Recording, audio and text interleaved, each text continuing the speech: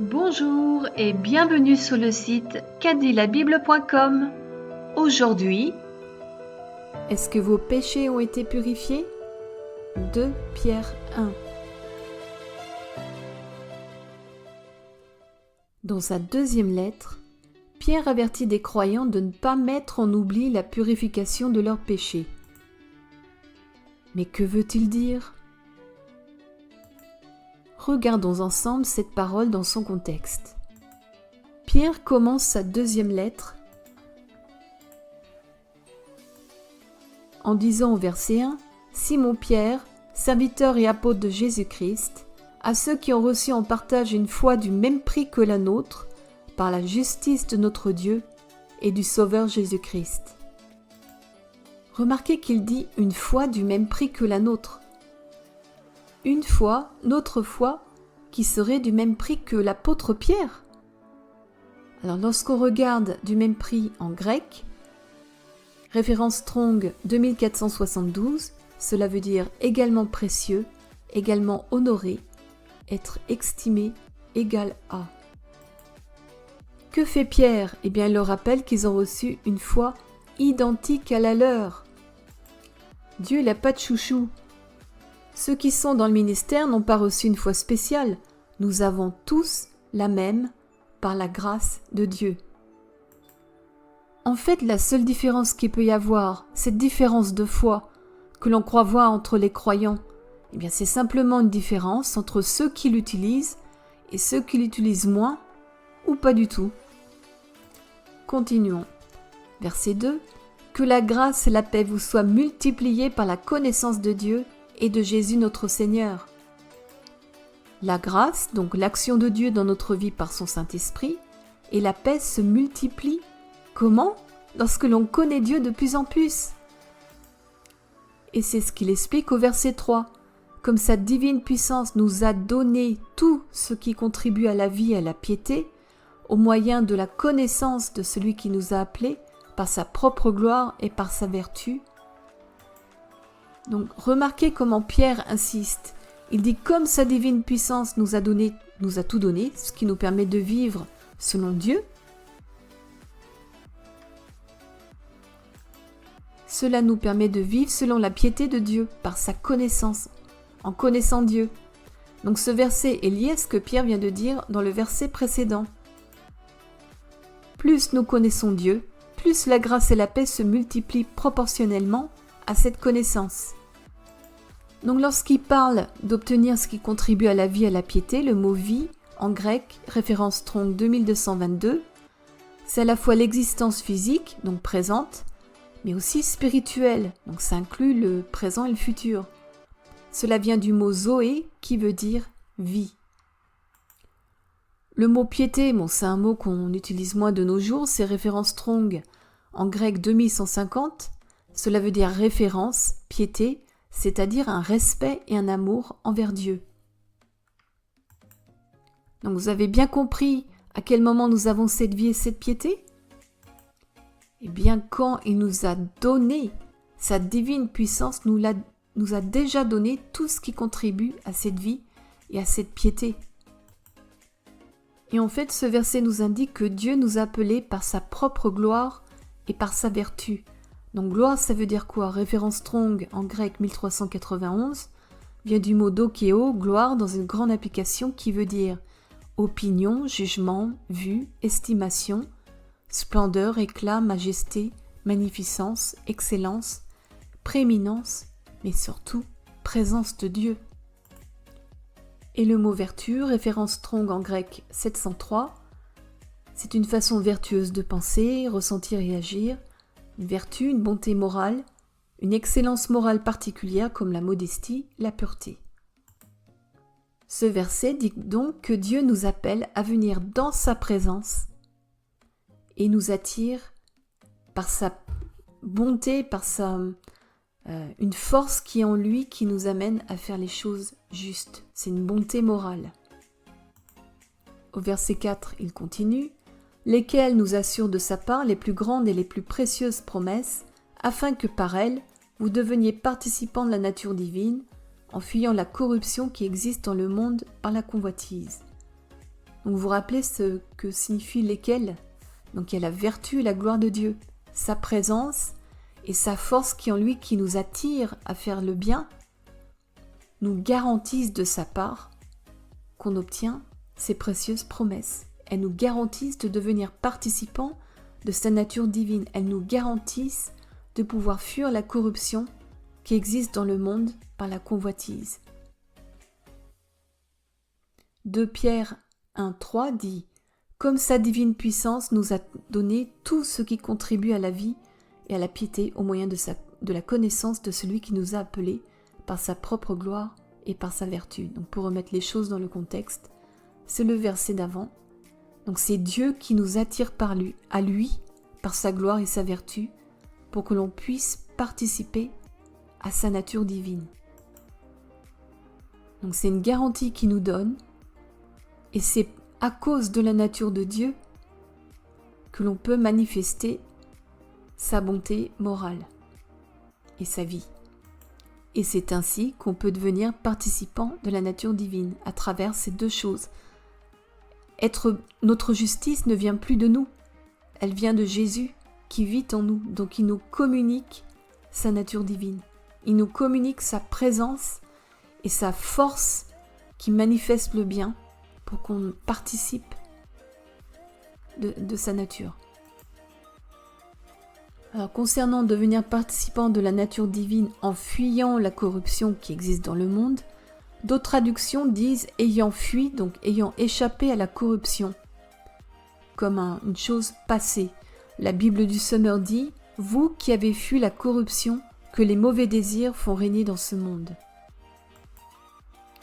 Verset 5 « À cause de cela même, faites tous vos efforts pour joindre à votre foi la vertu et à la vertu la science. » D'autres traductions disent « en considérant toutes ces choses ». Parce que ces choses se manifestent par la foi, et c'est le seul effort qu'on a à faire. Croire que la nature divine de Dieu agit en nous. Il insiste en disant « faites tous vos efforts ». Cela ne veut pas dire qu'on devient Dieu, cela veut dire simplement qu'il faut exercer notre foi pour croire ce que Dieu nous communique. À cause de ce que Dieu nous a donné pour participer à sa divine puissance, nous avons un choix, répondre à ce que Dieu nous a donné ou non. Ces efforts consistent non pas à susciter la foi et autre chose, mais à les laisser se manifester, car elles sont déjà en nous puisque Dieu nous a déjà donné tout ce qui contribue à la vie et à la piété. On continue au verset 6 et 7. Rappelez-vous ce qui est dit juste avant. Faites tous vos efforts pour ajouter à votre foi. Il énumère plusieurs choses. Donc là, on continue l'énumération. Donc il faut ajouter la foi à la science, la tempérance, à la tempérance, la patience, à la patience, la piété, à la piété, l'amour fraternel, à l'amour fraternel, la charité. En fait, il énumère les fruits qui se manifestent dans notre vie lorsque nous réalisons que Dieu nous a rendus participants à sa divine puissance et nature. Galates 5, versets 22 à 24, énumère le fruit de l'esprit. Il dit « Mais le fruit de l'esprit, c'est l'amour, la joie, la paix, la patience, l'amabilité, la bonté, la fidélité, la douceur, la maîtrise de soi. La loi ne condamne certes pas de telles choses. Or ceux qui appartiennent à Jésus-Christ ont crucifié l'homme, livré à lui-même avec ses passions et ses désirs. » Donc là, il dit bien que la vieille personne que nous étions avant de donner notre cœur à Jésus a été crucifiée avec ses passions, c'est-à-dire ses désirs charnels, ses désirs mauvais. C'était crucifié à la croix pour que l'Esprit de Dieu vive en nous et manifeste son fruit. Continuons au verset 8. « Car si ces choses sont en vous et y sont avec abondance, elles ne vous laisseront point oisifs ni stériles pour la connaissance de notre Seigneur Jésus-Christ. » En substance, Pierre dit « Si ces choses sont vraiment en vous, comme il vient d'expliquer, vous porterez du fruit et serez occupés à faire connaître le Seigneur Jésus. » Verset 9. « Mais celui en qui ces choses ne sont pas est aveugle et ne voit pas de loin. Il a mis en oubli la purification de ses anciens péchés. Donc quelqu'un qui a l'impression qu'il est toujours la vieille même personne avant qu'il ait reçu Jésus dans sa vie, donc quelqu'un de pécheur, mais il est aveugle. Pierre là, il met les pieds dans le plat, il est aveugle.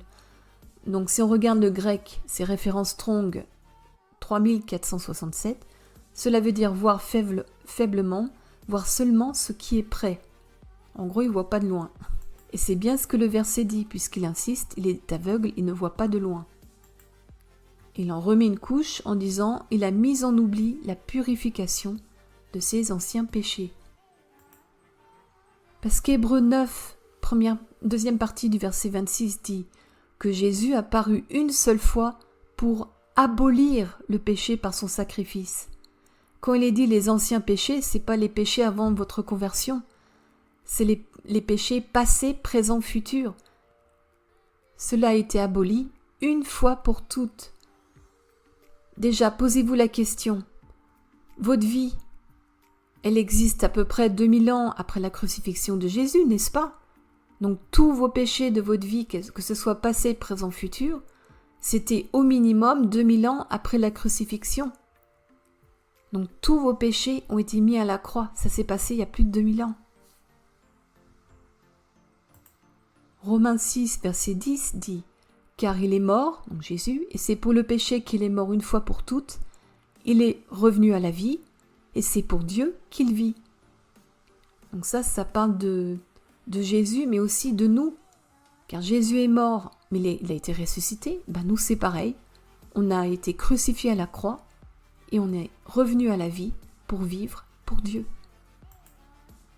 Et il rappelle encore que c'est une fois pour toutes.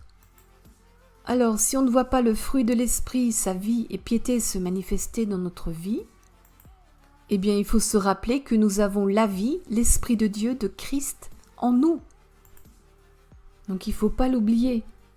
Et si nous n'avons pas cette vie, c'est que nous n'avons pas compris que nous sommes passés par la mort et la résurrection de Christ. Et en fait, tout cela, c'est ce que Paul explique dans sa lettre aux Romains, que l'on ne va pas détailler ici, c'est une autre étude. On va s'en tenir à ce chapitre de Pierre. Continuons au verset 10. C'est pourquoi, frères, appliquez-vous d'autant plus à fermir votre vocation et votre élection, car en faisant cela, vous ne broncherez jamais. Donc Pierre dit qu'il faut s'appliquer à affermir cet appel. Vocation, c'est un appel. Et élection. Élection, c'est d'avoir été choisi par Dieu. Donc le « appliquez-vous d'autant plus », c'est un seul mot en grec, référence Strong 4704, qui veut dire « se hâter, faire vite, se remuer, se donner du mal, s'efforcer, tenter de faire quelque chose, s'appliquer ». Donc en gros, il ne faut pas négliger de faire ça. Il ne faut pas traîner non plus à le faire. Et si on regarde le mot « vocation » d'un peu plus près, référence Strong en grec 2821, c'est un appel, une invitation à une fête, une invitation divine, à embrasser le salut de Dieu.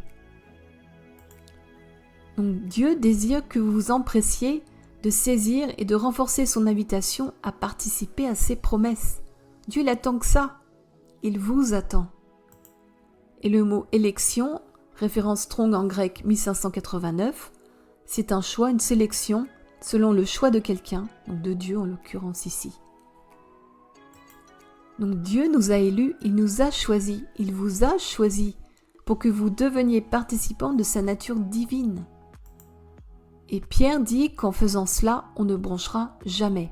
Donc en faisant cela, référence Strong en grec 4160, faire, exécuter, agir, fabriquer, construire. Donc il faut mettre la main à la pâte, c'est pas seulement croire le nez en l'air, mais il faut veiller à saisir toutes les promesses de Dieu. C'est réaliser ce qu'il a fait en nous. Et Pierre en plus dit qu'en faisant cela, on ne bronchera jamais.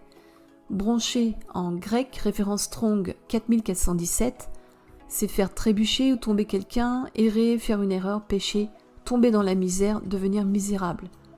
Donc si on fait ce que Dieu nous demande de faire, on n'aura pas une vie misérable, on ne va pas tomber, on ne va pas trébucher. Il insiste sur le fait que ce sera jamais. Donc si on fait ce que Dieu dit, on ne va jamais tomber. Et vous inquiétez pas, si vous tombez, Dieu vous relève. N'oubliez pas aussi ses promesses. Donc, en faisant cela, vous ne pécherez pas, vous ne deviendrez pas misérable. Et pourtant, il y a beaucoup de chrétiens misérables, mais voyez, la Bible dit que Dieu nous donne les moyens de ne pas être misérables. Continuons au verset 11. C'est ainsi, en effet, que l'entrée dans le royaume éternel de notre Seigneur et Sauveur Jésus-Christ vous sera pleinement accordée. Donc non seulement on trébuchera jamais, mais en plus, c'est quelque chose qui nous permettra d'avoir une entrée royale au ciel. Vous voyez, il dit, vous sera pleinement accordé. Donc on obtient ce résultat lorsque nous comprenons que nos péchés ont été purifiés par le sang de Jésus, une fois pour toutes, à la croix.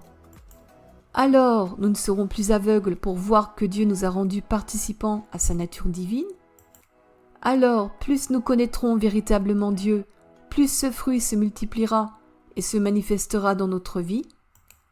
Sinon, cela veut dire que l'on oublie que nos péchés sont pardonnés, on se voit comme un pécheur ne pouvant approcher Dieu par crainte d'une condamnation.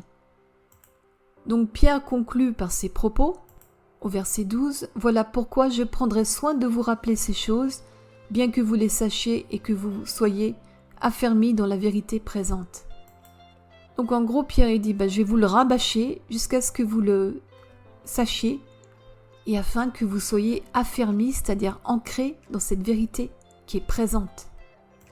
D'ailleurs, le mot affermi, référence Strong en grec 4741, veut dire rendre stable, placer fermement, fixer, renforcer, rendre ferme, rendre constant, confirmer son esprit. Donc en gros, c'est être ancré. Allez, on fait une petite récap. Donc au verset 1, Pierre rappelle aux croyants qu'ils ont la même foi que les apôtres. Ces derniers n'ont pas une foi plus grande que la leur. Au verset 2, il dit « Plus on connaît Dieu, plus la grâce et la paix augmentent dans notre vie. » Verset 3, « La vie et la piété augmentent de la même manière en connaissant Dieu de plus en plus.